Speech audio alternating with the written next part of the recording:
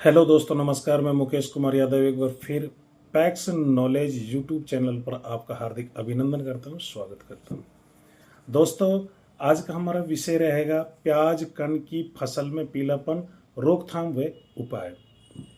किसान भाइयों, सबसे पहले मैं आप लोगों को ये बता देना चाहता हूं कि प्याज के जो कण हैं इसके अंदर दो कारणों से पीलापन आता है। एक तो थ्रिप्स की वजह से। थ्रिप्स के अंदर जो रस चूसक कीट होते हैं, जैसे माहू है, तेला है, चुरदा है, सफ़ेद मक्खी है, इन सबको थ्रिप्स बोला जाता है। दोस्तों, ये सारे कीट है ना, ये ही थ्रिप्स के साथ साथ में प्याज के कण की जो फालर होती है, उस पत्तियों का जो रस है उसको चूस करके उसको पीला कर देते हैं, उसको नुकसान पहुंचाते हैं।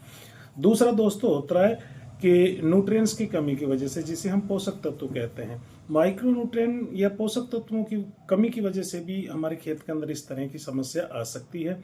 तो किसान भाइयों, सबसे पहले आपको अपने खेत के अंदर जाकर के ये देखना है कि आपके खेत में थ्रिप्स लगी हुई है या फिर पोषक तत्वों की कमी है। पहला, थ्रिप्स को चेक करने का एक ही तरीका है। जैसे ही आप खेत के अंदर जाएंगे और अपने फालर की जो प्याज की जो फालर है उनके बीच में, दो पत्तियों के बीच में जो ये जगह होती है, यहाँ जहाँ से ज्वाइंट स्टार्ट होता है, वहाँ बीच में छोटे छोटे बारीक बारीक मच्छर होंगे, जैसे मैंने यहाँ आपको स्क्रीन पे दिखाए हुए हैं।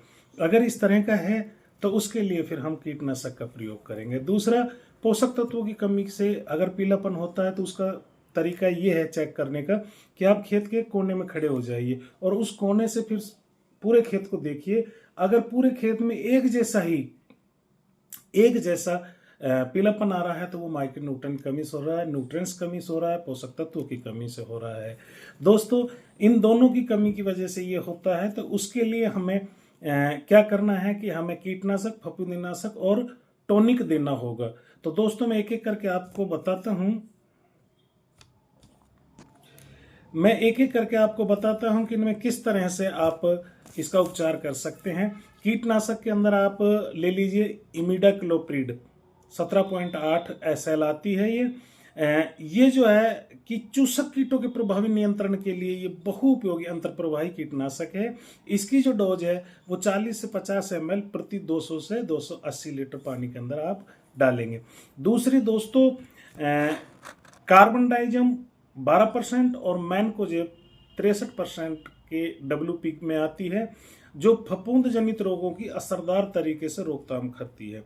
दोस्तों, इसके अंदर आप जैसे इफ्को MC के अंदर आप जाएंगे तो कागवा आती है, M45 आती है, साफ पाउडर होता है।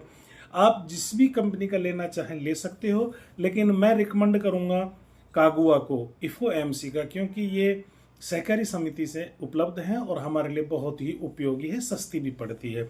इसके अंदर 12% कार्बनडाइजम होता है और 63% मैनकोजेब होता है। दोस्तों, इसको डालने की जो डोज होती है वो 1.5 ग्राम प्रति लीटर पानी के अंदर घोल करके आप इसका स्प्रे करेंगे। दूसरी दोस्तों, सुकोयाका के नाम से इफ्को MC के अंदर मिलता है, जिसमें एजोक्स्ट्रोबिन 11% और टेबुकोनाजोल 18.3 SC के अंदर आता है। ये मिश्रित अंतर प्रभावी फफूंदनाशक है। दोहरी क्रियाशीलता होने के कारण फसलों में लगने वाली फफूंद की सभी अवस्थाओं में ये प्रभावी तरीके से काम करता है। दोस्तों, इसके बाद में माइक्रो न्यूट्रिएंट्स की बात आ रही है तो मैं इफ्को MC की हुमेत्सु को रिकमेंड करूंगा, क्योंकि उसके अंदर नाइट्रोजन होता है, पोटास होता है, फॉस्फोरस होता है, जिंक हो जाए, मैग्नीशियम होता है, आयरन होता है, बोरोन होता है, कॉपर होता है, कोबाल्ट होता है और सिलिकॉन होता है। तो दोस्तों, इफ्को MC का जो हुमेत्सु है ये आपको सस्ता भी पड़ेगा और अच्छा भी पड़ेगा। दोस्तों, एक बार फिर मैं आपको याद दिला दूं कि हमारी जो पीलापन है उसको रोकने के लिए जो तरीका होना चाहिए वो सीधा सीधा 3 बातों को याद रख लो: कीटनाशक, फफूंदीनाशक और टॉनिक। इन तीनों का मिश्रण करके एक साथ आप अपनी फसल के अंदर स्प्रे कीजिएगा, आपको बेहतरीन परिणाम मिलेगा, जिसे आप अपनी फसल में बचाव कर पाएंगे। दोस्तों, आज इतना ही, फिर मिलते हैं। जय हिंद, जय भारत।